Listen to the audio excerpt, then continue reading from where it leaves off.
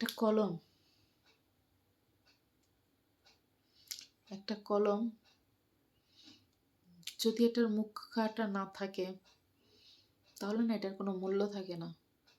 কারণ কি বলেন তো?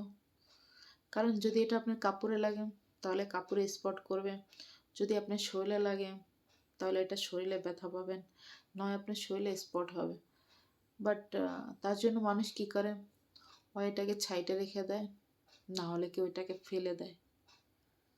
কারণ এইটাই, এটা যখন আপনার কাছে থাকবে এই মুখাটা ছাড়া, তখন এটা না অনেকটা ভয়ানক হয়ে যাবে।